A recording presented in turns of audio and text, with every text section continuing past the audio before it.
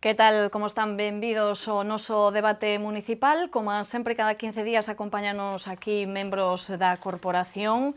Hoxe imos intentar afondar no que son as relacións do Concello de Santiago coas distintas administracións e institucións, unhas relacións moi necesarias para tratar de captar fondos e sacar adiante proxectos importantes para a nosa cidade. Nos últimos días xa vimos falando desas últimas xuntanzas mantidas polo alcalde de Santiago, por Martiño Noriega, por un lado co presidente da Xunta, con Alberto Núñez Feijóo, e por outro co rei de España, con Felipe VI, unhas reunións que, como dicimos, tratan de sacar adiante proxectos importantes para a capital galega. Tamén temos que dicir que non hai moito, reuníronse por primeira vez as comisións de seguimento tanto da estación intermodal como da estación depuradora de augas residuais, a EDAR. Pois sobre estes asuntos imos conversar hoxe na nosa mesa de debate. Acompáñanos, por un lado, por primeira vez neste debate, o segundo tenente de alcalde, Jorge Duarte. Jorge, benvido, moi boas. Hola, moi boas tardes. E por este lado temos unha vez máis a Agustín Hernández, voceiro do PP. Benvido, Agustín, moi boas. Hola, que hai, que tal? E temos tamén a Paco Reyes, voceiro do PSOE. Moi boas, Paco. Moi boa tarde, Silva, moitas gracias.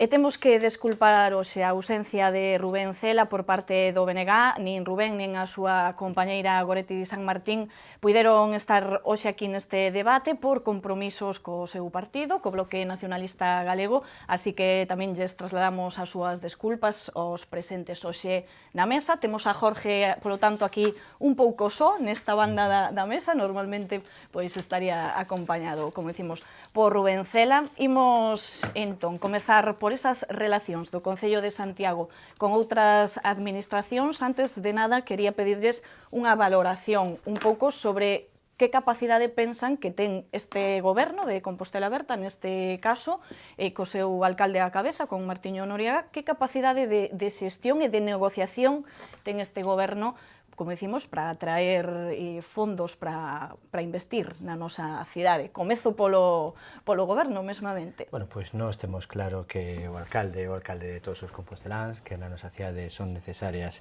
inversións nas cales teñen que estar presentes as distintas administracións e que, por exemplo, para impulsar de unha forma definitiva o traballo do consorcio da nosa cidade, tal e como foi nos anos 90 o impulso definitivo para a transformación da cidade, pois é necesario volver a convocar o padroado da cidade. É moi triste que desde o ano 2003 ata o de agora non fora posible convocar ese padroado, por lo tanto, intentamos que con ese impulso político da convocatoria do padroado volver a sentar a Administración Central, a Administración Autonómica e o Concello de Santiago para recuperar e que o consorcio volva a ser o que foi nos anos 90, que foi algo que marcou un impulso definitivo no cambio da cidade. Por lo tanto, todas as negociacións con todas as administracións entendemos que son sempre imprescindibles para poder sacar adiante os proxectos que a esta cidade lle interesan.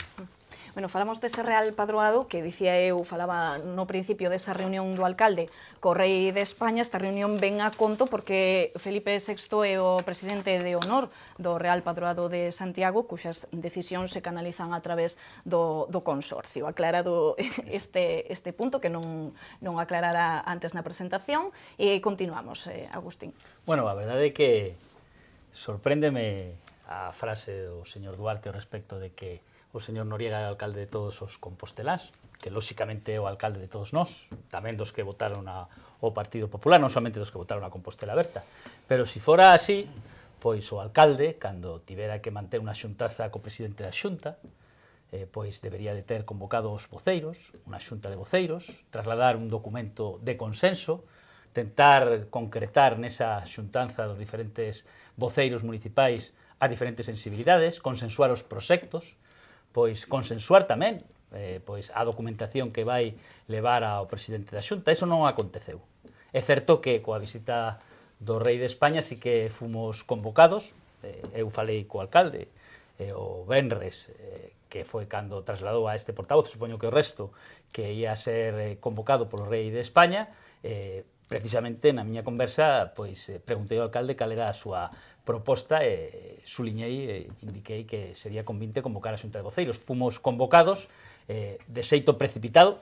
Tamén comprendo que a xuntanza tivo unha dose de precipitación por parte da Casa do Rei, o alcalde levou unha documentación que foi elaborada incluso ao longo deses mesmos días, co cal, pois, aí, pois, xustifico totalmente, pois, esa precipitación e esa, pois, certa, digamos, de algún xeito non contar cunha documentación consensuada. Pero tamén creo que nesa xuntanza co Rei de España cometéronse erros. Creo que non é o canle axeitado a máxima autoridade da nación para falar de cantidades, especialmente cando non temos unha planificación. Non temos unha planificación, temos un documento que non deixa de ser un borrador, por certo, con erros. Gustaríame tamén pois puntualizar que o Real Padroado ten unha presidencia de honra que ostenta o Rei de España, pero ten un presidente, que é o presidente do goberno, por certo, compostelán. Non sei se o alcalde ten previsto, ten solicitado, ten na súa folla de ruta facer pois unha rolda de entrevistas cos diferentes niveis que existen nese Real Padroado, puesto que logo despois a xestión ordinaria do Padroado, que eu saiba, recae no Ministerio de Educación e Cultura. E, por tanto, hai que traballar neses niveis con independencia de que, bueno, conseguir o consenso e o impulso da máxima autoridade da nación para conseguir esa celebración do Real Padroado, non? Eu non teño ninguna dúbida que o alcalde fai cumpre co súa obriga, pois mantendo esa entrevista. Nese tipo de accións o alcalde Noriega vai contar co apoio do Partido Popular. Non teño ninguna dúbida que ese tipo de actuacións do alcalde igual non levantan digamos, tanto apoio nas súas propias filas, non? Puesto que non deixa de suliñar o propio alcalde que pois republicano, bueno, que esa é a súa forma de pensar, que eu respecto absolutamente, pero en todo caso vai contar co apoio do Partido Popular para seguir nesa liña da busca de acordos necesarios, proveitosos para a cidade, non soamente unha foto. Ata o de agora, o único que temos é unha foto. Un compromiso da máxima autoridade da nación ao respecto da celebración do Real Padroado, que nos valoramos positivamente, e a partir diso, lóxicamente, agora comeza o traballo importante, o traballo que ten que facer o goberno, agora demostrará ao goberno se está á altura ou non está á altura de acadar consensos, unanimidade no seo do consorcio. Lembro que no consorcio o Concello é minoritario, é un organismo participado pola Administración Central e a Xunta de Galicia. A propia representación da Administración Central na xuntanza que tivemos fai uns días, pois amosou a súa sorpresa pois ante unha cuantificación dos investimentos, unha planificación de actuacións non previamente consensuadas e, polo tanto, hai moitísimo traballo, hai moita improvisación. Volvo a repetir, é certo que pois non deixou de ser unha sorpresa, unha dose de precipitación pois a convocatoria por parte do Rei de España dun día para outro, pero tamén é certo que dende fai un ano tiñamos falado no consorcio da necesidade de facer ese contacto para tentar concitar esa reunión imprescindible para abordar as datas tan importantes como serán os vindeiros anos santos, non? Pois efectivamente, despois desa reunión, o alcalde falaba da boa receptividade do Rei de España para que durante este ano se poida reunir ese Real Padroado que non o fai dende o 2003. E Paco, que pensa vostede desas reunións e desa capacidade de xestión e de negociación? Pois primeiro, que penso en xeral das reunións? Bueno, estou absolutamente convencido, ademais polo que é a historia desta cidade, que o proxecto de cidade que é Santiago de Compostela exixe sí ou sí unha exquisita relación da nosa cidade cas outras administracións e cas outras institucións. O proxecto de Santiago require involucrar as outras administracións no propio proxecto de cidade. É dicir, a xefatura do Estado, a Casa Real neste caso, o goberno do Estado, o goberno de Galicia, todos eles teñen que entender e nós ser capaces de explicarlles que o proxecto de Santiago é importante para o proxecto do Estado, é importante para o proxecto de Galicia, é importante para o proxecto da provincia da Diputación. Por lo tanto, eso é esencial. E un dos primeiros deberes que ten que ter o alcalde desta cidade é precisamente tender eses pontes e facer todos os esforzos necesarios para poder acadar o consenso para levar adiante o proxecto desta cidade, porque se vai adiante o proxecto desta cidade, iso vai ser importante para Galicia e para España. Por lo tanto, esa é unha cuestión para nós imprescindible.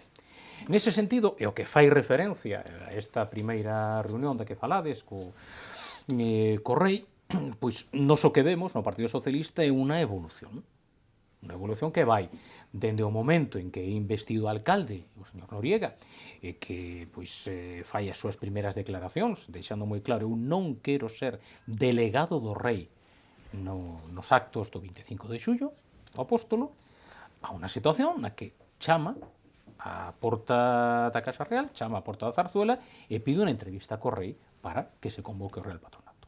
E, polo tanto, claramente é unha evolución, vai un ano e medio entre unha cousa e outra, e o Partido Socialista ten que decir que vemos esa evolución positiva. Porque nós sí que entendemos que é importante o apoio da xefatura do Estado. É certo que o xefe do Estado, o rei neste caso, non vai a dictar nin vai a firmar os orzamentos necesarios para determinados investimentos, agora falaremos deles. Pero que sí é certo e que é moi importante que a máxima representación institucional do Estado este a favor do proxecto de cidade de Santiago de Compostela. Non soamente no que o diñeiro público, e que, por exemplo, se pensamos no Xacobeo, é unha parte moi importante de todas as actuacións e de todo o programa cultural que vai asociado a todo un proceso de patrocinio por parte tamén de empresas privadas. Por lo tanto, o que representa o Xacobeo sí que é un exemplo de colaboración público-privado, foi dende o primeiro momento. Un xerente ou xerentes que houve durante os períodos dos gobernos progresistas nesta cidade, pois a verdade é que foron quen de acadar unha cantidade moi importante de achegas económicas non soamente das administracións e das institucións, senón tamén da empresa privada. E por iso tivemos, en moitos dos casos, uns xacobeos verdadeiramente espectaculares, a parte do apoio das institucións e particularmente da Xunta de Galicia. Por lo tanto, nos entendemos que iso é importante. O que acontece concretamente con esta reunión? Bueno, nos parecenos moi ben, insisto, positiva esa evolución. Dende logo, nos sí que tamén teño que decir que estamos cansos, levamos varios anos, vale? Non solamente este ano e medio, os 4 anteriores tamén vendo moitas fotos, pero máis alá dese álbum de fotos non vemos un reflexo das mesmas. Esa é a realidade. Por qué? Bueno, porque imos tarde. Imos tarde.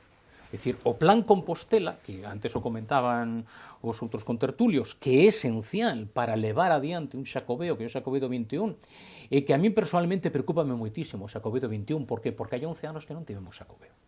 Por lo tanto, as expectativas son moi altas e non as podemos defraudar, porque se as defraudamos, o Xacobeo 21 pode ser o punto de inflexión, pero cara abaixo. E nós necesitamos que sexa o punto de inflexión aínda máis cara arriba.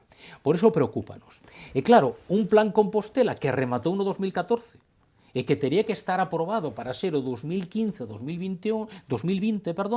o 21, o certo é que con moitísima sorte vai ser o Plan Compostela 2018-2020. Quen é responsable nese sentido? Bueno, pois a verdade é que aquí temos dous representantes dos dous partidos que para nós son responsables desa situación. É dicir, no 2014, neste caso, quen gobernaba na cidade, o Partido Popular, que tamén gobernaba no Estado, que tamén gobernaba na Xunta, non é quen de facer aprobar o Plan Compostela 2015-2020, nin desos deberes feitos para ter ese plan avanzado e que se poida aprobar.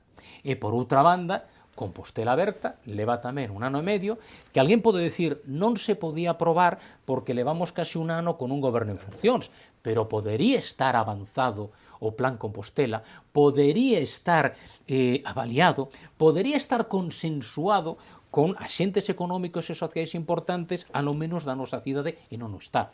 É dicir, a proposta que a nos se nos presenta, efectivamente, nunha convocatoria de xunta de voceiros antes da entrevista co rei, pero que se nos presenta un borrador, ese borrador, pois non tivo participación a Cámara de Comercio, non tiveron participación as asociacións de empresarios desta cidade, non tiveron participación os colexios oficiais, é dicir, non houve participación do que teria que ser o Consello Económico e Social, que por aí debería pasar. Unha cosa que o execute vai ser o consorcio, pero obviamente previamente tiña que ser acordado, consensuado, apoiado, comprendido, participado polas forzas vivas desta cidade, os axentes económicos e sociais. Nos entendemos que eso ten falta de, polo tanto, imos tarde. Claro, calquera dirá, e tamén terá razón, máis vale agora que aínda máis tarde, é certo, eso sí que é certo. Pero que pase que temos o tempo moi xusto. De feito, tan xusto temos que o alcalde, hábil dialécticamente, plantexa o Plan Compostela 2018-2026. pensando xa non soamente no Xacobeo 2021, sino que xa pensa noutro do 2026. Polo tanto, temos esa situación, vamos moi xustos, hai moitísimo traballo que facer, non quedaron os deberes feitos e, polo tanto, temos que avanzar, por insisto, o risco dun desencanto no Xacobeo 21 existe e hai que evitalo como sexa. Ben, pois ten Jorge moitas gañas de contestar estas cuestións. De feito, ímonos centrar agora nesa reunión co Rei, onde se trataba precisamente, como decíamos, de impulsar esa reunión do Real Padroado. Hai que aclarar que o Consorcio ten uns orzamentos ordinarios e despois estaría un plan de investimentos máis ambicioso para a cidade que se tería que decidir nese Real Padroado. Jorge, o seu... Tal e como decía Paco, que facía a pregunta e a contestaba, durante o ano 2016 este goberno municipal intentou facer esa reunión co xefe do Estado. Durante o ano 2016, ao non haber goberno a nivel estatal, non foi posible que houbera esa estabilidade necesaria para ter esa reunión. Sin embargo, sí que se estuvo traballando por parte do Consorcio no que ten que ser ese plan estratégico de anos 2016-2027. Ese plan estratégico do Consorcio sí estaba avanzando, no cal marcaba esas líneas maestras de recuperar a vitalidade da cidade histórica, da restauración patrimonial, pero tamén ambiental, de recuperar a vida cultural, de mellorar as relacións sociais e de equipamentos na nosa cidade. Todo ese traballo por parte do Consorcio sí estaba adiantado e cando temos un goberno estable en Madrid, e cando se fai esa petición á Xefatura de Estado, hai esa reunión en Madrid e a partir de aí é cando nos plantexamos esa inversión do Consorcio, duplicando as inversións que ten habitualmente, dicindo que hai un objetivo moi claro, cunhas liñas de actuación claras, estratégicas para a nosa cidade e, polo tanto, é aí onde se definen as liñas para poder aumentar as inversións. Para iso queremos que se convoque o Real Padroado, para poder aumentar as inversións nesta cidade. E fala sempre Paco e bota a vista atrás, pero neste caso, por desgracia, cando bota Paco a vista atrás, hai que recordarlle que desde o ano 2003 non se convoca o Real Padroado e que o problema do Consorcio desta cidade daqueles anos 90, de gran capacidade inversora, tuvo unha depresión, un decrecemento na súa inversión, na cal estaba ese goberno de progreso do cal tanto lle gusta falar a Paco, e hasta o ano 2011 que entrou o goberno do PP non se convocou nunca. Tampouco durante o Partido Popular, habendo goberno municipal, goberno autonómico e goberno central do Partido Popular, nunca se puseron de acordo entre eles, tres administracións do mismo acor para poder impulsar a inversión nesta cidade. A min iso sí me parece preocupante, que nin o anterior goberno do Partido Popular tuvera esa capacidade para aumentar a inversión no Consorcio, ni que tampouco naquel goberno encabezado polo Partido Socialista se puidera convocar o Real Padroado para aumentar a inversión.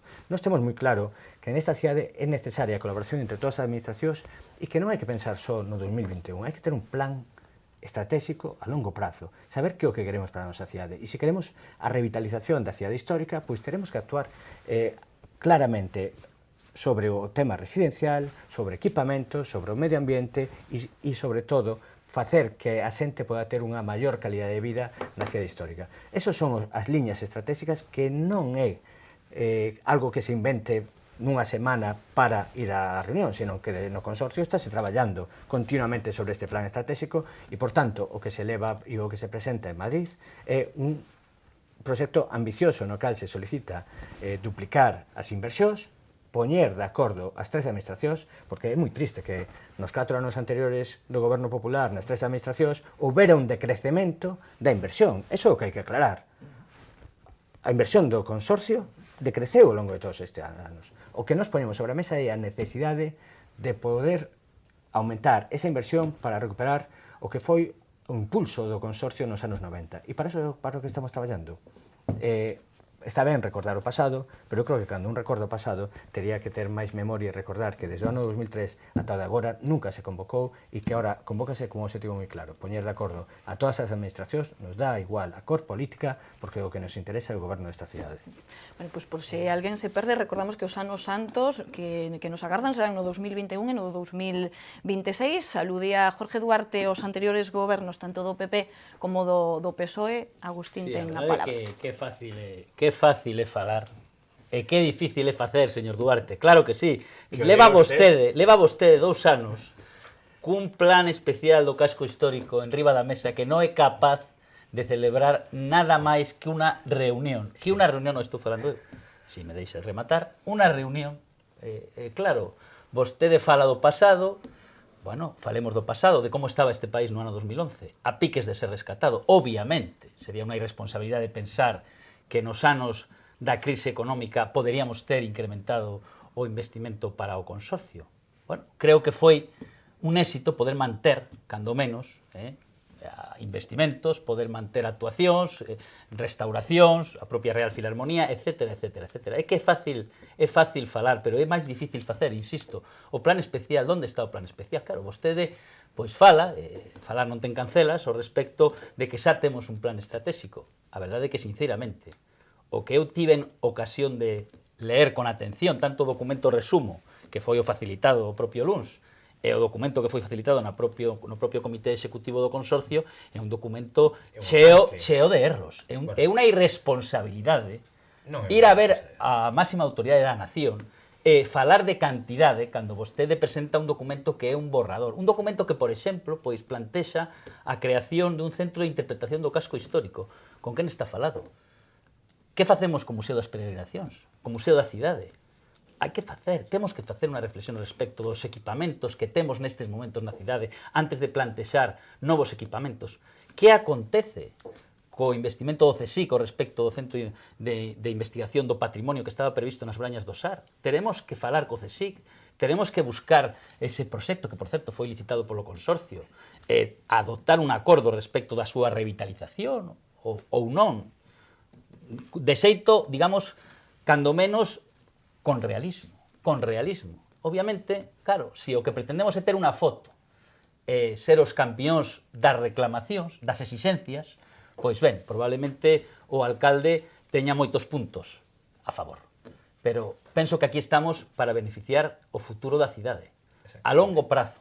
E, polo tanto, para favorecer o futuro da cidade a longo prazo, o primeiro que temos que facer é un plan estratégico. Claro que podemos mirar o pasado, eu podería mirar os gobernos de progreso, fixeron cousas ben, tiveron erros, nós tivemos erros, tamén fixemos esforzos importantes pola cidade, vostedes tamén, aínda que non moitos, algo fixeron, e obviamente o que toca agora é mirar cara ao futuro. Para eso estamos. Temos que facer unha planificación. Creo que é un erro falar nestes momentos de cantidade, eu podería pedir o triplo, incluso poderíamos quedarnos curtos, pero non, é que dá a sensación de que aquí o que se trata é de sacarnos unha foto, de poñer na foto no noso Facebook, no noso Twitter, decir que estivemos co Rei de España. Xa digo que algúns dos seus seguidores igual non están tan contentos como a nós, que sí que creemos que é importante que o alcalde de Santiago estea coa súa majestade o Rei, e a partir diso, insisto, facer unha proposta, facer un documento competente, atopar consensos na cidade, e logo despois falar de cantidades. Falar de cantidades despois de ter unha planificación. Se vostede quere falar do pasado, falamos do pasado. Se vostede quere falar do futuro, eu estou no futuro, sinceramente. No futuro da cidade. Dese plan estratégico necesario para esa cidade, que ese foi o documento que se presentou. Eso é o que queríamos falarnos. Conseguir esas inversións. Para eso facemos esa visita para intentar que as administracións se podan poñer de acordo. E eu non teño necesidade de botar a vista atrás, de ver como outras administracións iniciaron proxectos como pode ser a variante de Aradas fai 10 anos e quedan parada, porque parece que sempre que falamos... No, parada non, parece, está a piques de adxudicarse. Bueno, sí, 10 anos despois. Non sei o que faría vostede manexando a mitad do presuposto cada ano. 10 anos despois. Nós o que queremos é mirar cara adiante, e para eso é necesario sentar as administracións. Pois para eso traballamos, para gobernar para todos os composteláns, non para prometer obras como pode ser a variante de Aradas, e só digo unha como esa, e que queden 10 anos e a ver se algún día arrancan. Neso estamos. Nos propoñemos, temos un plan estratégico, inversión plurianual do consorcio, e a que presentamos avalada con números, con traballo.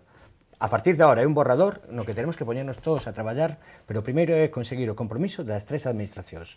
E iso é o que estamos pedindo, o compromiso das administracións para impulsar o padroado. Feitos. Imos ver que Paco tamén recibía alusións por parte de Jorge Duarte, ou o goberno do PSOE, polo menos. O certo é que, home, eleccións de momento poucas ou ninguna.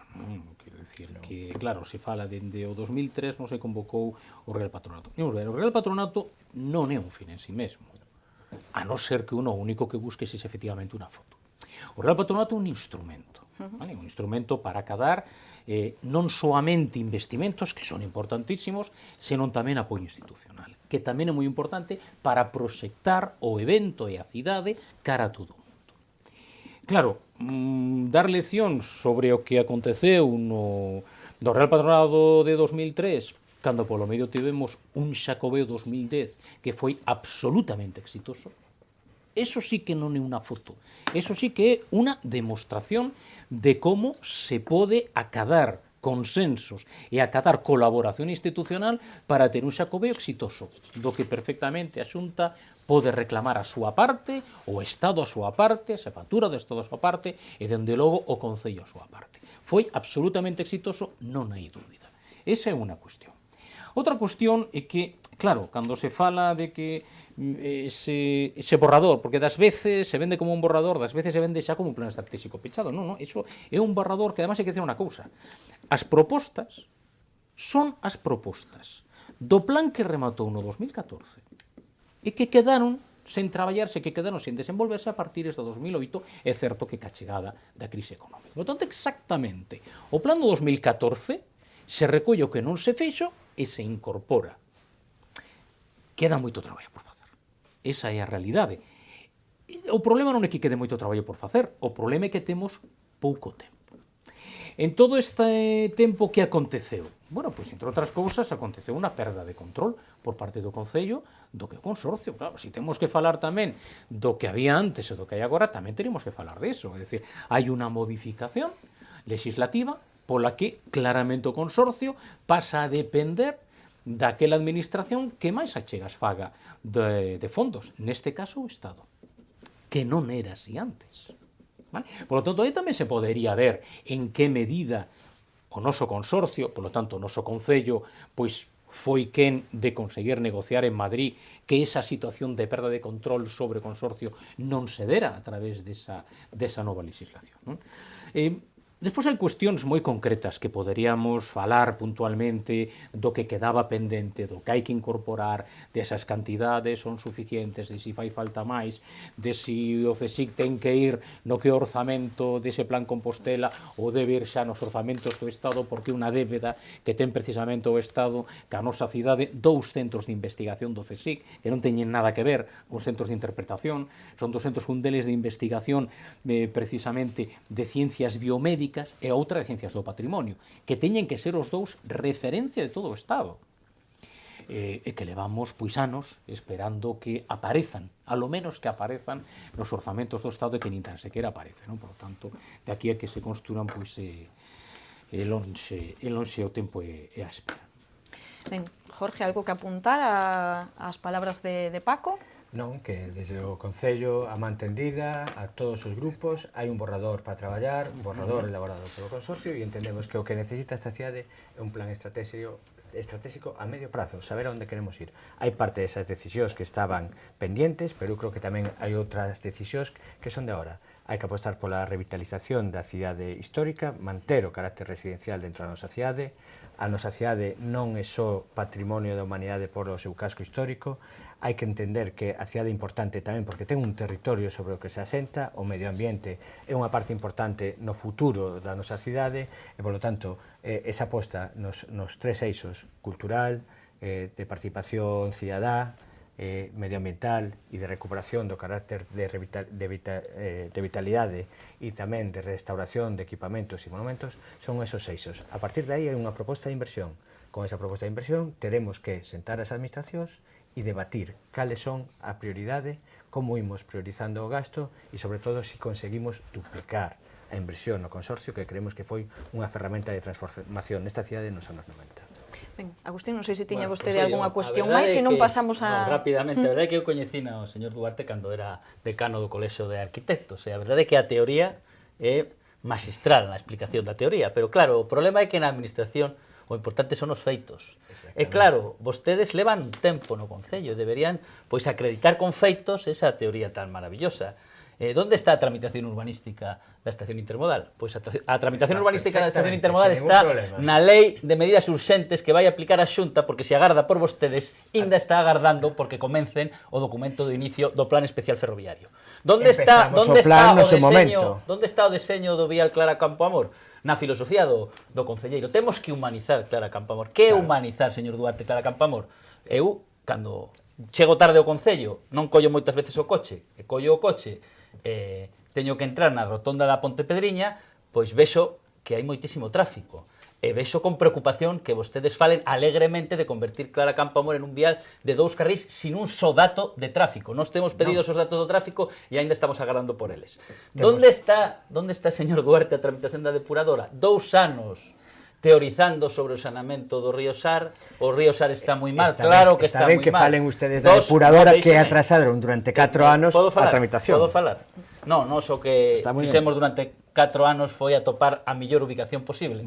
Vostedes tardaron 2 anos en admitir que esa é a ubicación axeitada para a depuradora, que era un erro manter a depuradora na zona da Silvouta, e non o digo eu, dixo o Tribunal Superior de Xustiza de Galicia. Por tanto, ese é un debate rematado.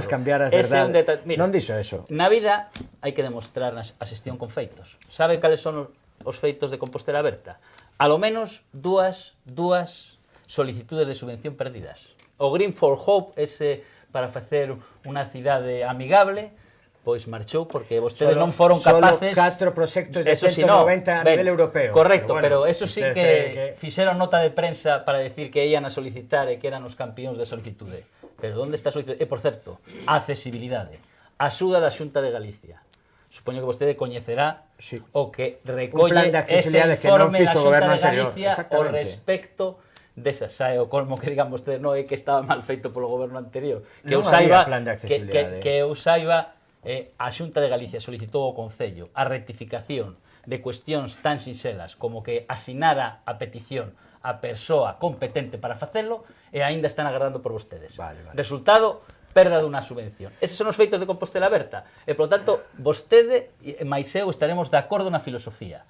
Pero, sinceramente, a ver si pasan da filosofía aos feitos. Eu non sei como en tan pouco tempo puedo decir tan poucas cousas que se asusten á realidade. Porque esa subvención que se perde é por non ter un plan de accesibilidade que non existía. E este goberno intentou tramitar eso por non asinar adecuadamente a petición, entre outras cuestións. Usted me pedía que lle deixara falar e digo, o plan de accesibilidade non se fixera, non se debido tempo, ahora mismo están orzamentos dentro da estrategia DUSI. Cando falamos de fondos perdidos, por que non falamos dos fondos conseguidos por este goberno? A estrategia DUSI, máis os 1,5 millón de eficiencia enerxética, fondos que están aí, 15 millóns. A estrategia DUSI... 10 millóns de estrategia DUSI, máis 1,5 millón. Non tiña nada feito, non, señor Duarte? Si, ahora vai ser que a tiña feita, cando se presentou no ano 2016. Recórdolle que as súas palabras no seu momento, cando dixemos de presentalas, as súas palabras dixeron que era moi mal traballo. Ahora, se o mérito se o quere apuntar usted, pode apuntarlo. Iniciaron un traballo, continuaron un traballo... Vostede no mes de febreiro dixo en pleno que era unha chapuza. Bueno, pois esa chapuza que fixo este goberno conseguiu a financiación máxima de 10 millóns de estrategia DUSI. Dentro desta estrategia DUSI está o plan de accesibilidade, que era o que nos permitirá facer as obras de accesibilidade, porque esa axuda non saiu adiante porque faltaba un plan de accesibilidade que non se pudo contratar antes por parte deste goberno, porque está incluído precisamente na estrategia DUSI, e que mentre non se resolveu, que foi por culpa do goberno central, a estrategia DUSI non se pudo avanzar.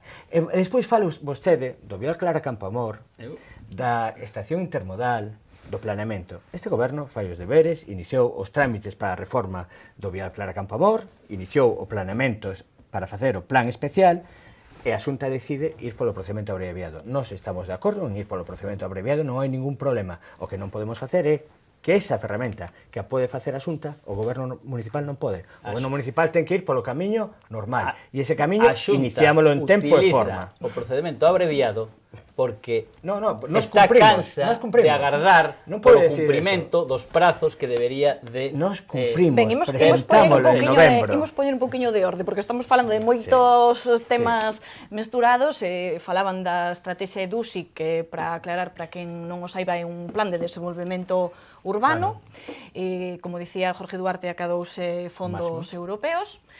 Tamén se estaba a falar precisamente de dous proxectos nos que interveñen as tres administracións, tanto o Estado como a Xunta e como o Concello, que son a EDAR e a Intermodal. Vou dar a palabra a Paco, que leva un bocacho calado. Non sei, Paco, se quere vostede falar da EDUSI, da Intermodal ou da EDAR, pero imos por partes. Eu quería facer tres puntualizacións. Unha primeira, cando se fala de que é importante e ten que ser un dos obxectivos fixar poboación no casco histórico, que decir que iso é precisamente o que fixo o Plan Especial, o que está vixente, que tivo un premio da UNESCO.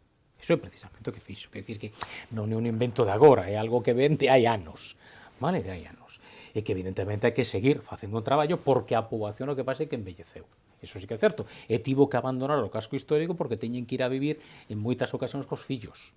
Cousa que, por certo, comeza a pasar na nosa cidade tamén no Ensanche. Xente que deixa as súas vivendas porque ten que ir a vivir ca familia porque xa comenzan a non poder vivir sós e non ter esa capacidade por si mesmos. Dito isto, por lo tanto, que non é un invento de agora, senón que hai tempo que funciona, home, sinceramente, eu penso que, efectivamente, penso que faltan cousas importantes nese plan Compostela, o que verdadeiramente se ten que arrebatar. Dúas cuestións que a mí me gustaría poñer en riba da mesa, por demais foron aprobadas precisamente en pleno. Unha delas, o turismo inclusivo, é dicir, a accesibilidade tamén para os turistas, converter a Santiago nun referente de turismo inclusivo, o que ademais pode axudar moitísimo a reducir a estacionalidade. Non o vin no borrador. Penso que é importante incluílo. E despois outra cousa que foi aprobado tamén no pleno, ademais en dous propostas diferentes, de dous grupos políticos diferentes, pero que contaron co apoio, neste caso, do Grupo de Goberno Compostela Aberta. Un deles unha proposta ao Partido Socialista de desenvolver un parque arqueolóxico e un roteiro arqueolóxico para aproveitar, penso que son, fállame a memoria, son 300 aproximadamente elementos que están recollidos e catalogados no plan xeral, no pexón, pois de a idade de pedra, do calcolítico, de idade de bronce e da idade de ferro, que ademais afecta unha parte importante do noso rural e que permitiría tamén que o rural aproveitase esa afluencia de turistas que temos en Santiago. E, por outra banda, un centro de interpretación arqueolóxico, nese caso foi unha proposta do Partido Popular, ademais, se non lembro mal, pois saiu con unanimidade. Non as atopo. Está todo eso está na DUSI. Con respecto ao DUSI. Bueno, pois eu solamente quería decir dúas cousas do DUSI. A primeira, que nós estamos moi satisfeitos de que Santiago teña 10 millóns de euros para investimento e para desenvolver toda unha serie de programas. Bueno, hai que decir que se pediron 15 e se deron 10. O máximo para cidades de menos de 100.000 habitantes. É dicir, que se pediron 15 e se deron 10. 10 está moi ben. 10 está moi ben, pero se pediron 15. O máximo para cidades de menos de 100.000 habitantes. Por outra banda, home, eu quero decir que, por sorte, Galicia pois foi bastante beneficiada. É dicir, eu agora non lembro exactamente, pero creo que hubo un listado que era de 15, non? Vilas e cidades que obtiveron tamén fondos de DUSI. Por certo, se facemos unha comparativa, e non é por ser malo, pero se facemos unha comparativa, a Estrada obtivo máis diñeiro por habitante que Santiago dos fondos do EDUSI. É dicir, que está ben, o que importa con isto, o que quero decir non é restarlle mérito a acadar 10 millóns de euros para investimento. O que quero decir é que está ben acadar esas subvencións, pero o máis importante é executalas. Iso é o que é importante. Agora hai que poñerse claramente a execución destes programas. Claro, falaba dese exemplo. A Estrada ten máis euros por habitante e Santiago ten máis que Vigo, por exemplo. Santiago obtivo o máximo permitido para cidades de menos de 100.000 habitantes. Está ben que fale precisamente de todo o que é o parque arqueolóxico, son propostas que están recollidas en pleno, son propostas que están incluídas dentro da estrategia DUSI, tanto o Centro de Interpretación do Patrimonio Arqueolóxico como tamén o percorrido para a posta en valor e difusión e sinalización dos petroglifos no Val de Villestro e, polo tanto, son accións que están aí. A través deso que fala do turismo inclusivo entendemos que é unha necesidade. A accesibilidade é unha necesidade na nosa sociedade non só para os turistas, sino que é unha das liñas estratégicas fundamentais que marcaba a estrategia DUSI. Accesibilidade, inclusión social e entender o patrimonio non só como aquelo construído, como as pedras da nosa cidade, sino que o patrimonio tamén son as persoas e o territorio que rodea a cidade. Esos son os tres eixos da EDUSI e aí están incluídos tanto o tema dos petroglifos como sobre todo a accesibilidade. Podemos anunciar que en próximas datas, antes do Brán, teremos, por exemplo, para os invidentes, para facer ese patrimonio máis inclusivo, poderemos ter unha maqueta adaptada para que os invidentes podan ver como vai ser como é o casco histórico da cidade a través de o sentido táctil, que é o que eles poden comprobar eso. Por lo tanto, para nós son tamén preocupacións, e son preocupacións nas que queremos compartir as peticións de toda a cidadanía, de todos os grupos de goberno, porque entendemos que o plan estratégico do futuro da cidade, canto máis debate e reflexión teña, mellor.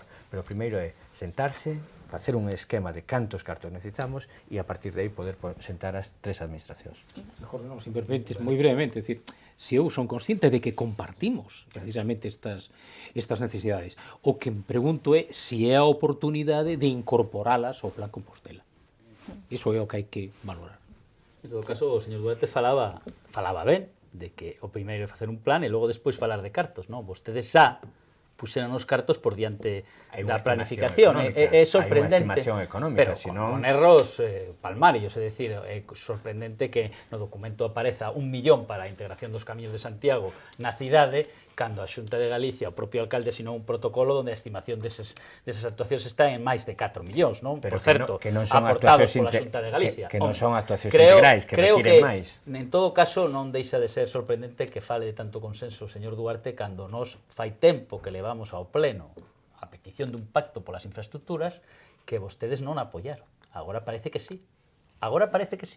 Non se lembra vostede? Pois sí, levamos unha petición dun pacto polas infraestructuras da cidade para sacar esas cuestións do debate político, para acadar un consenso imprescindible e a partir diso todos remar na mesma senda. Por lo tanto, sinceramente, volvo a repetir, máis feitos e menos verbas. Cando imos contar co plan especial do casco histórico, que se non lembro mal, deixamos nós axudicado, menos mal, porque senón vostedes houberan dedicado 6, 7, 8 meses, como fixeron en Montero Ríos, a repensar a actuación para logo despois facer o mesmo máis caro e máis tempo. Pero bueno, o plan especial non necesitaron repensar nada. Tiñan un contrato asinado. Eu a verdade é que non vou personalmente a reunións, pero a concelleira do Partido Popular que asiste a esas reunións, pois cando fala comigo, manifesta a súa tristura ao respecto de que non convocan vostedes as xuntanzas, de que ese tema non avanza, e, home, creo que é a ferramenta imprescindible para definir o que queremos que sexa o casco histórico, a Almendra, a zona patrimonial da cidade no futuro, non? Vostedes contan cun contrato, por certo, tamén cofinanciado pola Xunta de Galicia, e non son capaces de rematalo. Non sei cando ten previsto vostede, que é o máximo responsable, ter ese traballo rematado, podería coñecelo, o digo tamén con total humildade. Os accesos a intermodal, cando imos coñecer os accesos a intermodal? Vou deixar a Agustín que faga as preguntas. O digo porque está ben compartir a filosofía de que cada Campoamor eu pois fago footing moitas veces por ese vial e é un vial incómodo para facer footing. Pero gustaríame saber que é humanizar ese vial e que pensan vostedes ao respecto dos accesos á estación intermodal. Porque, home, a Xunta de Galicia ten un anteproxecto feito. A Xunta de Galicia pode licitar a obra, ten os orzamentos. E, por lo tanto, home, son cuestións nas que deberíamos de coñecer os avances, que penso que son pois cativos, cando menos. Bueno, pois temos a Agustín a modo de xornalista aquí facendo preguntas. Mencionaba precisamente, tamén o mencionou antes Paco, esa estación intermodal, que é un dos grandes proxectos nos que interveñen varias administracións, e no que hai moita polémica, porque é verdade que por parte da oposición pois declaran sempre que non están moi contentos con ese convenio que se asinou para sacar adiante esa estación intermodal. De feito, recordamos que Paco sempre di que é un intercambiador, xa utilizo eu a súa palabra. Jorge, interveña vostede, non sei en que se quere centrar neste caso. Antes me gustaría dar contestación a algo que él falou do consenso polas infraestructuras, porque aí sí había un consenso cidadán no cal estábamos todos de acordo en priorizar o tema do orbital, en que non eran necesarios os 4 carriles, en que era necesario que o Ministerio de Fomento impulsara que na ampliación da autopista, en vez de ampliar a 4 carriles ou 5 por sentido, fixéramos o cambio, o modificado do proxecto no que afecta a circunvalación de Santiago na autopista e que se fixera o orbital. Despois de todas esas peticións consensuadas precisamente por todos os grupos municipales, a resposta do Ministerio de Fomento foi as cousas se quedan como están, non admitimos modificados. Por lo tanto, está moi ben que haxa consensos, pero habería que mandar tamén mensaxes ao goberno amigo de Madrid por parte do PP para que esas peticións consensuadas da cidade, o noso único amigo é o veciño de Santiago. para que esas Gustaríame peticións saber cantas reunións e con quen tiveron vostedes para falar dese tema, home, porque claro, é fácil falar. Pois, no, como quen usted sabe, cando? como usted sabe, falouse, coñezo. como usted sabe, falouse ca exministra Ana Pastor repetidas veces e falouse ahora tamén co director xeral de Infraestructuras en Madrid nos últimos tempos, e esa contestación que é algo que a toda a cidade tiña un consenso para apostar pola necesidade de ampliar o orbital para dar unha resolución aos problemas de mobilidade das áreas empresariales do norte, bueno, pois a negativa foi o que recibiu este goberno e levamos esta proposta. A verdade é que non coñezo que exista un director xeral de infraestructuras no Ministerio de Fomento. Igual vostedes falaron coa persona trabucada, Secretario Xeral de Infraestructuras. Secretario xeral pode ser, sí. Vale, Secretario Xeral de Infraestructuras. Aceptamos yo erro, Vale, Agustín. bueno, Non sexa tan exixente. No. Secretario Xeral. No, é que eso é... Pero ahora me gustaría pasar a intermodal. Vale, Sí. pero por deixar claro que nós donde hai consenso traballamos, intentamos traballar con acordos, porque entendemos que con acordos non é fácil chegar a un camiño máis seguro e máis a longo prazo. Polo tanto, con respecto ao intermodal, había unha primeira proposta, un anteproxecto da Xunta de Galicia que non chegou a consensuar en ningún momento, no cal este goberno municipal enterouse de que existía ese anteproxecto a través da publicación no Diario Oficial de Galicia, no cal había unha macrorotonda do tamaño dunha rotonda de autopista insertada nese espacio sobre a Breña de Sar. Nos entendíamos que ese non era o carácter desa vía, porque a mí gustaríame recordar algo moi importante. Na Rúa do Hórreo fíxose unha inversión moi costosa para esta cidade para facer un túnel que absorbera todo o tráfico de saída hacia o sur e hacia o leste da cidade a través dese túnel soterrado. Por lo tanto, a saída que hoxe en día se fai a través do Vial Clara Campoamor e da Rúa do Restollal cara a Cacheiras ou cara a carretera de Ourense, temos que canalizala a través dese túnel que costou unha gran cantidade de cartos a esta cidade. Por lo tanto, nos entendemos que nin o Restollal ni o Vial Clara Campoamor ten que ser esa saída da cidade, senón que ten que canalizar o tráfico a través do túnel do Hórreo. E, por lo tanto, entendemos que haberá que recuperar un carácter máis urbán dentro do Vial de Clara Campoamor e tamén eliminar os 7 carriles de cara ao futuro, os 7 carriles que ten a Rúa do Restollal. Entendemos que a cidade para as persoas e que, por lo tanto, hai que traballar con medidas de calmado de tráfico, o tráfico rápido desvialo polo túnel do Hórreo e que o Vial de Clara Campoamor ten que ser un vial de acceso peonil á estación, de priorización dos autobuses e que tamén habrá vehículos, pero que nunca pode ser máis rápido a saída da cidade a través do Vial Clara Campoamor do que sería a través da Rúa do Hórreo, porque se fixemos esa gran inversión e aguantamos esas obras durante moitos anos, era para algo. Por lo tanto, con respecto ao Vial Clara Campoamor, esa é a contestación, imos facer un vial de carácter urbano, e con respecto á planificación, bueno, nós cando recibimos ese anteproxecto, nos poñemos a traballar no Vial Clara Campoamor. A estación de autobuses vai tardar 2-3 anos en facerse. O Vial Clara Campoamor é un vial, unha obra que se fai nun período de un ano. Por lo tanto, esas urgencias que o goberno autonómico nos pon sobre a mesa, habería que matizalas, é dicir, a estación de autobuses vai requerir 3 anos, o Vial Clara Campoamor un ano.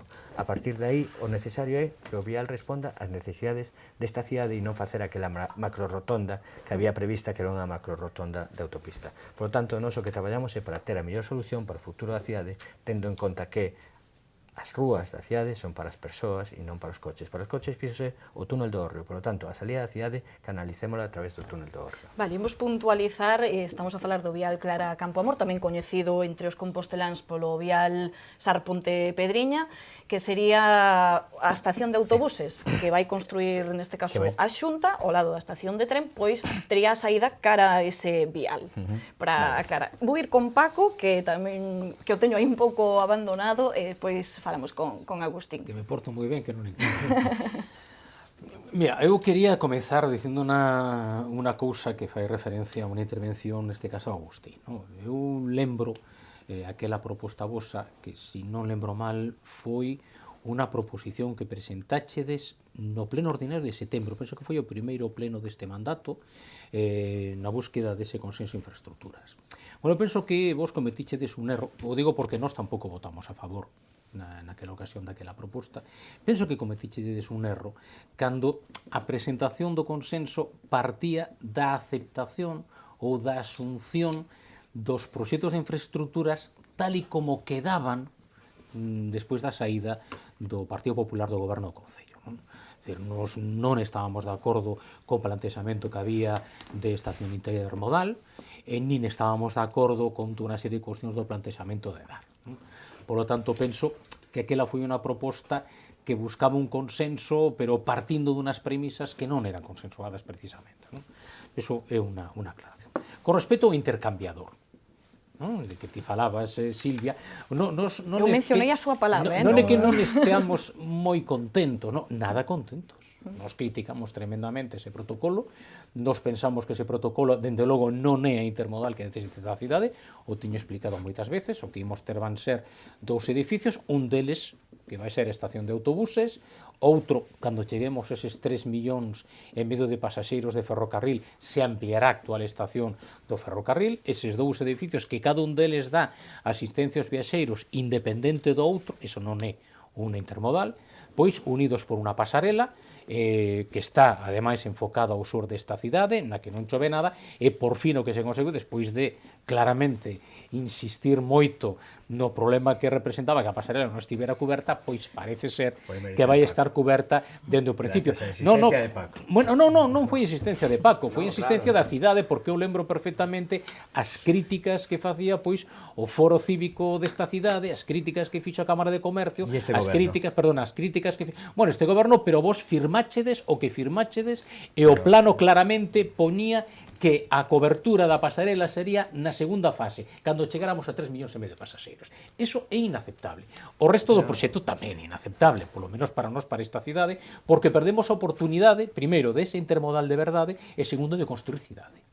É dicir, o plantexamento que fan para poder chegar a Brañas de Sar, cando o que existían eran varios proxectos dos que se presentaron no concurso, que plantexaban unha conexión peonil de verdade e unha conexión de tráfico rodado entre o Hórreo, por lo tanto o ensanche, e o Sar a Pontepedriña, máis alá o Castiñeriño, eso é unha necesidade para esta cidade. Eso é pensar no futuro, pois probablemente unha das infraestructuras máis estratégicas e máis de futuro que precisa esta cidade. Por lo tanto, non podemos simplemente buscar unha foto ou firmar o que neste momento se pode facer.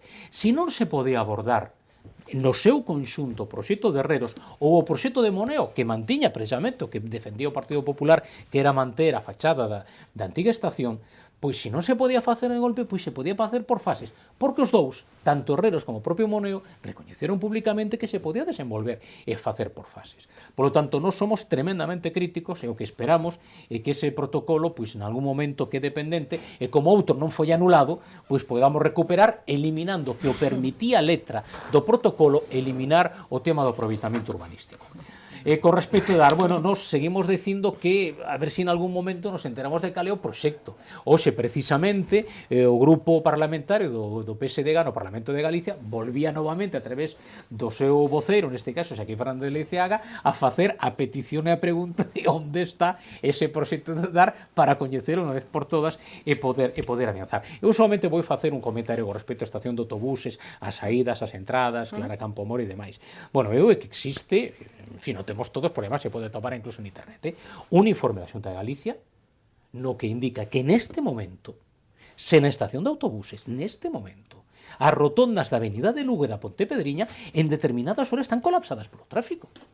Iso hai que resolvelo, porque claro, se imos poñer unha estación de autobuses ali, en este momento xa están colapsadas as dúas rotondas das dúas salidas polo norte e polo sur, pois temos un problema xa de entrada, iso hai que resolvelo.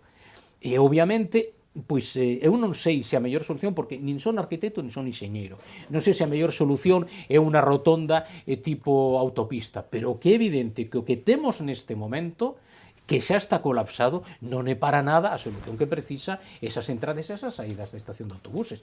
Non é necesario ser un arquitecto nin enxeñeiro para ler ese documento, ese informe técnico da Xunta de Galicia.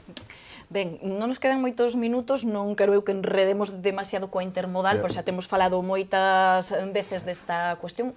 É certo que seguramente teñan moitas ganas, porque ademais está aquí o concelleiro de Espazos Cidadáns, pero imos tratar de ir sendo breves. Doulle a palabra a Agustín e logo vostede, Jorge, xa contesta todo o que considere oportuno. A verdade é que probablemente polo de formación profesional, eu, que son enxeñeiro, necesito coñecer cantos vehículos utilizan Clara Campoamor nestes momentos. Teño solicitada esa información ao Concello, non a teño, agardo poder analizala, non somente eu, que é a verdade que xa teño esa faceta da miña vida algo esquecida, pero alguén que poida aportar datos técnicos obxectivos de onde a onde van, obviamente, porque é moi bonito, pero, por exemplo, os vehículos que acceden dende Sar cara ao periférico, si xiran a manes dereita, non poden acceder ao túnel do Hórreo por unha cuestión física de que non existe espazo, non? Por tanto, bueno, é importante coñecer un estudo de mobilidade que aínda non o coñecemos. A verdade é que, de todas formas, de todo o que máis me preocupa é que o concelleiro diga tranquilamente que, home, que ten tempo para facer os accesos á estación de buses. Home, se iso o afirma o concelleiro que está encargado de rematar Montero Ríos, que necesita ano e medio para facer 800 metros dunha rúa, vai quedar ben, vai quedar ben. Home, a verdade é que quedo preocupado, pero preocupado, non? Está moi ben que o diga o que foi conselleiro de Obras Públicas que durante 8 anos non foi capaz de facer a variante de Aradas. Podemos poñelo así sobre a mesa. A variante de Aradas vai poder vostede circular por ela porque foi... Podemos poñelo así sobre a mesa. 8 anos para facer a variante de Aradas. Podo decir o que acontece coa variante de Aradas. A variante de Aradas é a primeira estrada convencional que licita a Xunta de Galicia despois da crise. Obviamente tivemos que priorizar o gasto social, está ben que o diga, o gasto que non económico, priorizaron a cidade de Santiago, está ben que o diga usted. A primeira de toda Galicia. Está ben usted que o diga. De toda Galicia. Que non se poideron facer infraestructuras porque tivemos que priorizar o gasto social, o gasto educativo e o gasto sanitario. E eu tive que asumir ese compromiso de goberno. E estou satisfeito e orgulloso de telo feito, sinceramente. E a partir diso, simplemente digo que eu a verdade é que quedo preocupado respecto do nivel de improvisación do goberno de Santiago de Compostela ao respecto de falar do vial Clara Campoamor, da rúa Restollal. Estou de acordo en que sobran carrís e están mal deseñados eses carrís, pero insisto, sin ter un dato positivo da mobilidade, sin ter datos de tráfico, é unha irresponsabilidade falar de eliminar carrís. Pero o digo con toda total humildade. Non quero volver a falar dese vial Clara Campoamor, pero usted sabe que encargamos un estudio de mobilidade que ademais se lle presentou a Xunta de Galicia, na cal se fala de como terá que ser ese vial e se fai especial fincapé en recuperar a conexión a través do túnel de Hórreo para a comunicación do periférico cas saídas do sur, e aí se fala nese estudio de mobilidade, nese anteproxecto do vial, de recuperar o carácter urbano tanto do Restollal como do vial Clara Campoamor. Pero a min gustaríame ir a falar de intermodal, porque... Bueno, aclaramos que aparte do Concello ten esa responsabilidade de adecuar os accesos a esa estación. Por iso estamos falando disso. E o vai facer sin ningún problema. Pero, cando falamos de intermodal, fala moitas veces Paco Reyes e fala daquel proxecto do 2011 de Juan Herreros, no cal eu estaba no xurado, e me parece que o proxecto era moi bon, pero que tiña unha lacra para a cidade, que era un gran centro comercial de 12.000 metros cuadrados, 53.000 metros cuadrados no entorno da estación de ferrocarril, que facían que esa operación, que era unha estación moi boa, que costaba moitos cartos, se financiaba con aproveitamento, un gran centro comercial, un hotel, certas cousas que entendemos que non deberían de estar nunca aí. A partir de aí entramos noutro período e eu creo que hai unha decisión moi grave para esta cidade e problemática, que é cando se aproba unha cousa que se chama primeira fase no goberno, cando estaba no goberno municipal Agustín Hernández, o Partido Popular a nivel estatal, aproba unha cousa que se chama primeira fase, que supón adecuar as vías e iniciar unhas obras de ampliación do edificio da estación que están agora en obras que entendemos que son innecesarias si facemos realmente a estación intermodal que esta cidade necesita. Estas obras que se están facendo ahora serían innecesarias se avanzamos que esta estación intermodal. E cando chega este goberno, esas obras asinar 3,5 millóns. No, que non vamos non imos ter en 10 anos. Agustín, eso foi unha cousa que asinastes cando vos estades no goberno. Cando chega este goberno municipal, esa licitación é imposible de levar hacia atrás. É imposible. Coordinación e liderado. Eso ten que facelo o alcalde. Coordinar e liderar. Coordinar e liderar. Agustín. Vale, imos abreviando porque imos ter que cortar, así que deixamos que remate Jorge e acabamos rapidamente. Esa primeira operación de facer esa obra que está ahora mismo executando é un grave erro porque está condicionando o resto. E a min fai moita gracia que ahora diga Paco Reyes que claro, é un intercambiador. Non, este goberno municipal estuvo traballando para que a estación intermodal sexa esa plataforma cuberta que une a estación de autobuses co centro da cidade e que ademais vai ter ascensores e escaleras mecánicas para poder acceder desde os barrios do sur, desde Pontepedriña cara ao centro. Algo que nos pusemos sobre a mesa desde o primeiro momento e que ao final, nos planos que agora nos presentaron, vai recollido. Podemos decir o que queiramos, pero ao final vai haber a estación que esta cidade necesita. Desgraciadamente non vai ser así. Mira, o primeiro que hai que decir é que non foi o proxecto, Pídolle brevedade porque é verdade, xa falamos moito da intermodal, así que temos que ir rematando. Non é certo que fora o proxecto de Herreros que en establecer os centros comerciais. Iso non é así. Foi o goberno socialista cando fixo prego. Non, perdona. Non, porque non estaba firmou Agustín Hernández como conselleiro en aquel momento e Pepe Bugallo como alcalde. Pero non era un prego, era un protocolo no que se estableció unha maneira de financiamento que era por aproveitamento urbanístico, no que o protocolo establecía un máximo e como mínimo podía ser cero, polo tanto permitía o protocolo que quedara en cero, cousa que o protocolo que firmachedes vos, Jorge, esa é a realidade, recolle aproveitamento urbanístico, pero non nos di canto. Hai unha falta de transparencia clara nese protocolo. Sí, Paco, de verdad, se decimos cousas que non son Paco, se decimos cousas que non son certas, non vai haber aproveitamento urbanístico, non opón no convenio, opón o convenio a posibilidades. Hai unha cuestión clarísima. Hai unha cuestión clarísima. Exactamente, todo o que se está facendo nestes momentos na futura estación intermodal, que é posible contar con unha estación intermodal de acordo co que está planificado, pero lóxicamente necesitamos o liderado do Concello e do alcalde que ata de agora non se produxo, todo o que se está facendo nestes momentos era posible facelo co convenio asinado o señor Bugallo e eu mesmo. É posible facelo. A única diferenza nestes momentos é que estes señores de Compostela Aberta asinaron admitir que a estación intermodal non estará ata acadar 3,5 sin coñecer nin preguntar siquera cando imos ter eses 3,5, que na miña humilde opinión, e desto algo sei, non imos telos nos vindeiros 7 ou 10 anos. Co cal é perigoso a aceptación. É unha claudicación da cidade de xeito unilateral por parte de Compostela Aberta, que agora tampouco está facendo os esforzos necesarios. Parece mentira que o señor Duarte, que é o campión dos modificados, non saiba que é posible, por razón sobrevidas, facer modificados de obras para quitar todo aquilo que non sexa, digamos, lóxico, que entre en contradición co futuro, e centrar a obra ferroviaria naquilo que sexa realmente compatible co futuro. Eso é posible se existira carácter, se existira interese e se existira vontade de resolver os problemas por parte de vostede e tamén do alcalde. Eso non o atopamos dende o momento en que chegaron vostedes a Madrid. Non preguntaron. É que é o normal. Oiga, señora ministra, cando imos ter 3,5? E a ministra podería decir, é unha ministra compañeira miña e eu mesmo tiven que decir que ese convenio obviamente era positivo para eles porque adiaban un investimento prexudicial para a cidade. A ver, imos facer unha cousa. Como temos que rematar, imos convidar a Jorge Duarte, se quere vir a un próximo debate sobre a intermodal, que xa tivemos varios, e así adentramos mal. Última puntualización. Jorge, gústame moito recoñecer que Agustín e Paco Reyes recuperan o convenio do 2009 que o reivindican a día 12, e tamén digo que pena que se o recuperan e o reivindican desde o ano 2009 non houberan feito nada hasta que chegamos A licitación da primeira Perdón, fase. Vale, no, se ahora reivindican o convenio de 2009, bueno. Un concurso que Vale, elixiu deixámolo un aquí. proxecto no que ti mesmo estabas no xurado. Sí, Pois e imos que despois o deixar goberno aquí PP o parou. da intermodal. De acordo, aí te teño que dar tamén a E razón. ora, de acordo. Que se me lían para outra hora de debate. Solo unha cousa. Rematamos, Jorge, e Esperemos, convidámolo a outro debate sobre a intermodal.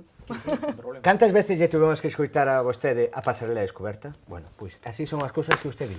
Fala moito, pero logo veremos se vai ser descoberta ou cuberta. No, a día porque 12 é tedes que cuberta. darnos a razón.